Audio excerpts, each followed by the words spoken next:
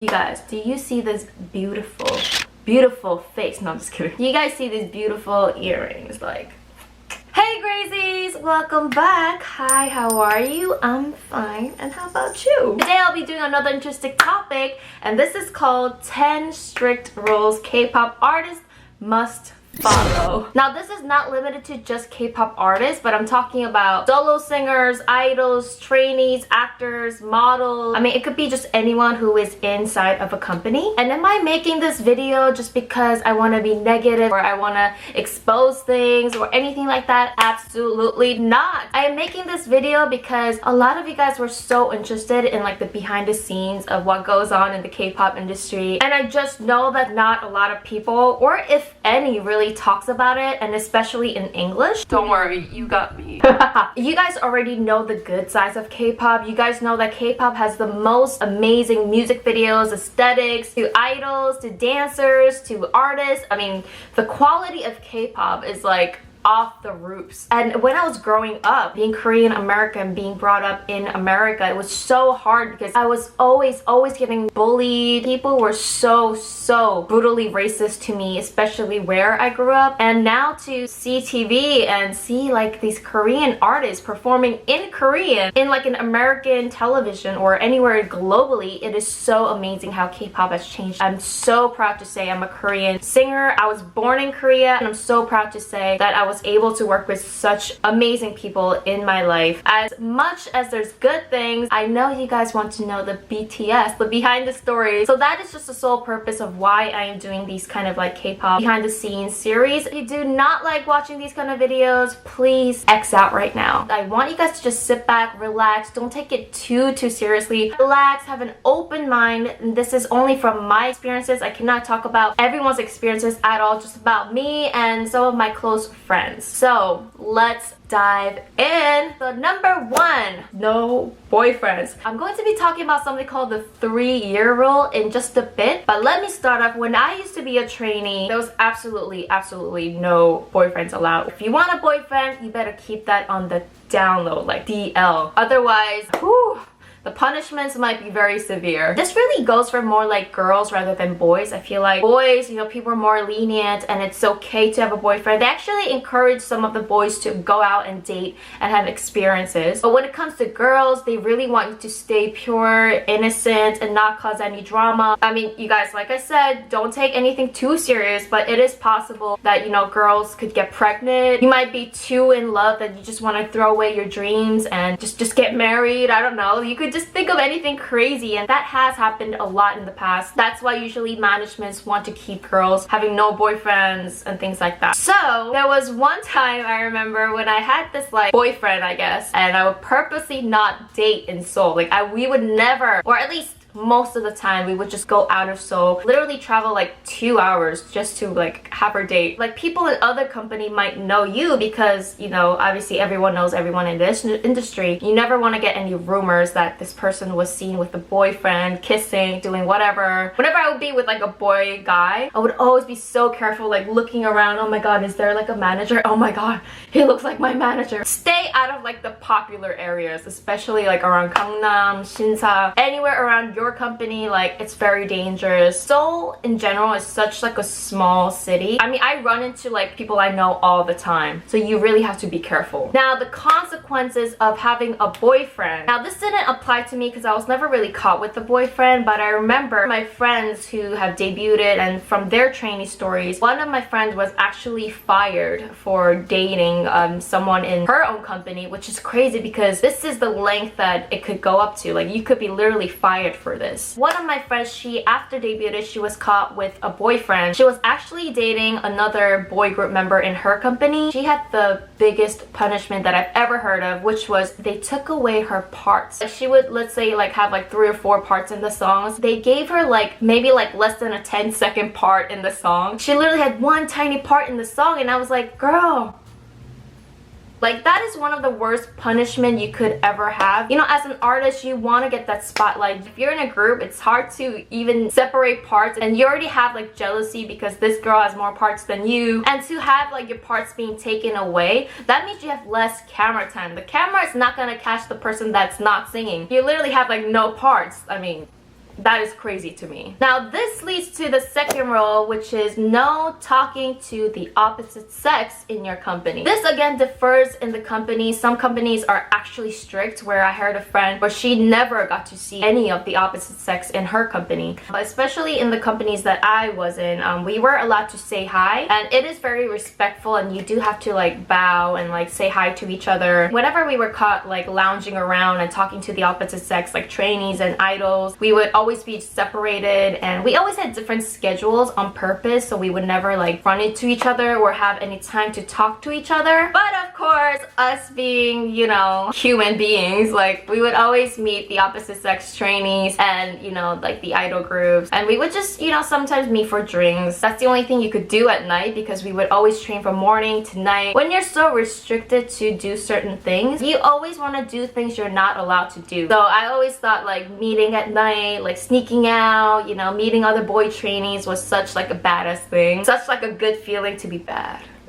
Now this also leads to strict rule number 3, which is cell phone checks. Oh my god, I remember this was like one of the most hot sweating moments that you will ever go through. Managements could always check your phone at any time that they want. All the trainees, when we go inside the company, we would always like delete messages from any guys. It could be your freaking uncle and they might like question who this is. I would literally delete every message that I would talk with like other boys, any boyfriends, any other trainees, or if you were caught talking to any of the other idol boy members, like you have to delete that shit. And they would be so sneaky about it. Like we would just have a fun, nice day of practicing. We don't think of anything. I remember one night after dinner, the manager called us and said, hey, every one of the girls, bring your phones out. We were like, they give you literally no time to bring your phones out, and they would literally check you bringing your phone out. They would give you like 10 seconds, so you have no time to delete things. And I would like purposely never talk to any boys when I was in the company,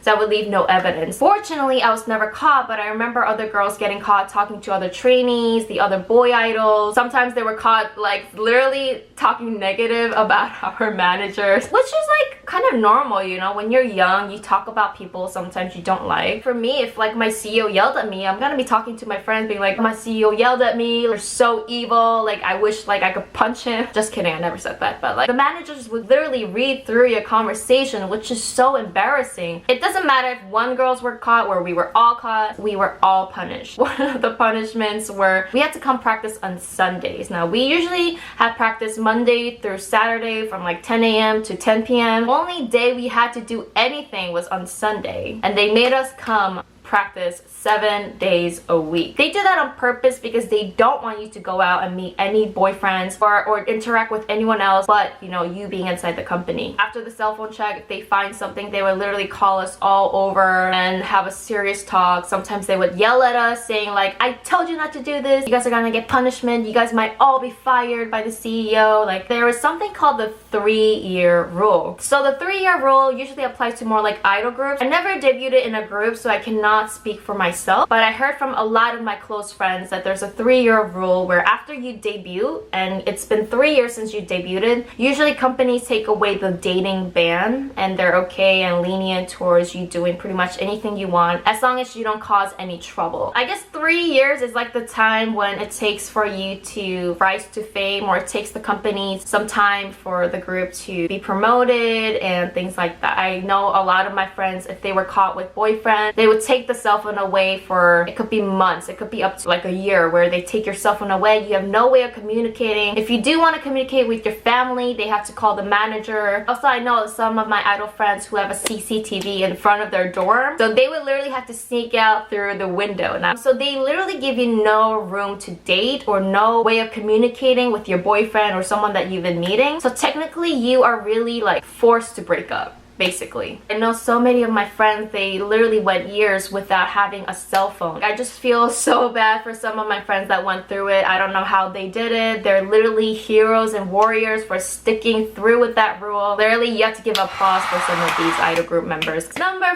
4 is no junk food. Now, I remember when I was a trainee, most of the time we would have weight check-ins. Now, weight check-ins are basically when you go inside the company, 10 a.m. in the morning, the manager calls you down, they basically make you weigh. Now, I personally did not have like weight problems at all, so they didn't really put any like harsh restrictions on me. If you gained 1 or 2 pounds, They would literally like so beat you down just about gaining weight. And I know a lot of girls were so stressed about it. I remember one girl, she would literally take like laxatives. If you guys don't know what laxatives are, it's basically kind of like makes you poop, makes you have diarrhea, so you kind of flush down your bowel system. Apparently like that makes you lose like 0.5 to like 1 pounds. Because we had like different vocal rooms, we would sneak junk food and literally like eat it under the desk. Like we looked so poor. Or like one of the girls would go inside my vocal room and say, oh my god, Onni, do you have any food? I'm so hungry. I was like eating chips or something. Like we would all share because we were all hungry. Hello. Whenever we would go back to our dorms, we would always order like delivery food, like almost like 3, 4, 5 times a week. We would literally order like 족발, which is like pig feet.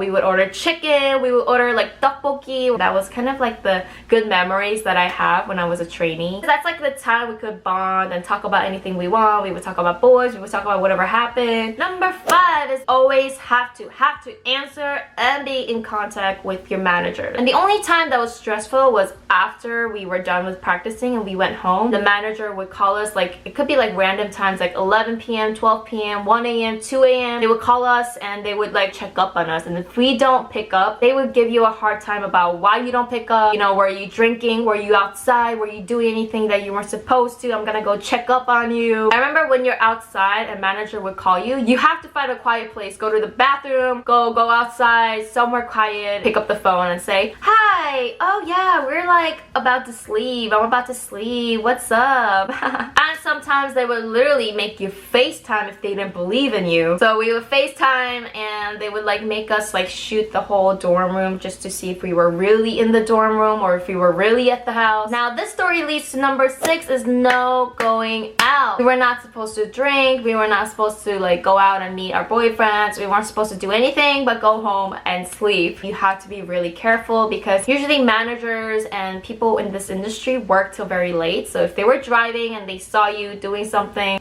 I don't even know what that scene would even look like. Like, I don't even want to imagine it. After I left that company and I became a solo artist, in that company, they weren't as strict as me not going out. Like, I was allowed to go out, but it was more like, if you ever get a boyfriend, tell me if you have a boyfriend. If you ever go out, tell me you're gonna go out. Like, they would say yes to going out and having a boyfriend, but at the same time, if you tell them, that's very cliche because they would not like it if you have a boyfriend. They would like purposely make your schedule like really tight so you can't go out. So it's like best if I just don't go out at all. Now when I was a solo trainee, actually one of my dorm was inside of my company. At first I didn't really see like big deal about that because I would save money on transportation, but after a time it became so stressful because once you are living with like your company managers and everyone 24/7, it's just so stressful because they get into your private life, personal life, they ask you everything. They know where you're going 24/7 any time of the day. They know what you're eating, they know when you're practicing, they know when you're not practicing. It was just so stressful. This will be another whole story time, but the time that I had when I became a solo artist is about 10 times worse than what I went through as a girl group trainee. I'm not ready to talk about this part yet because it's still an ongoing case. Number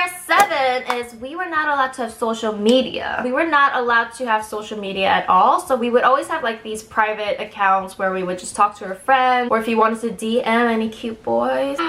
Maybe I was not popular and we never really got DMs. After a while, they allowed us to have social media accounts. If we wanted to upload any photos, any captions, we must get an approval from our managers. So if I wanted to upload like a selfie, for example, I would have to send that picture and the caption I wanted to put to my manager and he would have to approve it and say, okay, but you can't upload this picture because you look ugly, or you can't upload this caption because of blah blah blah. Now this applies to a lot of my friends right now. They're still not allowed to upload anything without pre-approval. Now I do understand why companies do this. It's because whatever you put out on the internet, you could get in trouble for. You might not mean certain things, but you know, it could get into controversies or whatever. I mean, internet is so big now that whatever you put out there will always stay there. 8 is no touching your hairstyle. Now this applies to pretty much any time in your career, whether you're trainee or not. I remember I was not allowed to cut my hair, dye my hair, or do anything to my my hair without pre-approval because they want to style you in a certain way they want to style you, so you should always have like just natural long hair. I do agree, but I don't agree at the same time, because as an artist I feel like you should be allowed to try a lot of creative styles in your own perspective and in your own way, and that's the only way you grow as an artist. But like I said, I do understand why companies don't want you touching any hair, because you might have a concept where you need to keep long hair, but if you cut your hair that's gonna be a problem, and back and forth. Number 9 is no part-time job. Now this depends again in your situation and your company, but I feel like in any company I was in, whenever anyone brought up the subject of having a part-time job, they really were negative, like meaning they didn't want you to have a part-time job, which is very cliche because a lot of the trainees and even like after you debuted, you really rely on your parents' allowance. You guys know allowance can only go so far, and I've always felt so bad asking my parents for allowance. And you need money for food, you need money for just buying like little things. If you want to go shopping to buy one t-shirt, it costs money. I always wanted a part-time job, but they said that it would take time away from your practice. But at the same time, I just had the hardest time being a trainee because I was never ever could afford anything. We were always all so poor, and I had the hardest time with food. We would always have to buy like really cheap food, and the only cheap food you could have is like 편의점, which is convenience store food. So your health isn't always in the best. If I want to eat fruits, well, good luck, because I couldn't afford them. Money as a trainee and after you debut is always one of the biggest problems because you never get paid. Number 10, and the last but not least rule, is you must bow and respect your elders. Now this is not a bad rule at all. This is just like the Asian culture in general, especially in the entertainment industry. They're so strict about bowing. You have to bow 90 degrees and you have to say 안녕하십니까 or 안녕하세요 or 안녕히 계세요 or goodbye. Whenever you come into the company and leave the company, you have to say like hello and goodbye to your managers, any elders in the company. So once I got in trouble because I went to go up to say goodbye, and because it was winter and it was cold, I had a winter jacket and I put my hand inside my pocket and I bowed with my hands in my pocket, and I got in trouble because I had my hands inside my pocket when I bowed, which is like technically I guess considered disrespectful. So they're very sensitive about bowing perfectly. So the reason why they do this is because after you debut and you go into broadcasting or you go into anywhere to work, it is very important that you do respect your elders. So guys, that is it for the 10 strict rules that we must follow. So let me know if you were expecting these kind of rules, or you think these rules are too harsh or too lenient. If you guys don't know, I was in the program on Pretty Rap Star season 3, and I'm going to be doing kind of like a behind the scenes of what really went on. So I want you to submit your questions about on Pretty Rap Star 3. Do you think there was drama behind the scenes, or do you think everyone was acting? Do you think everything was scripted, or do you think everything was not scripted? So I'm going to be answering your most dying questions about the show. So leave a comment down below. Subscribe and like so I know that you guys want to see the Pretty Rap Star video. Anyway, you guys, thank you guys so much for watching, and see you in my next video.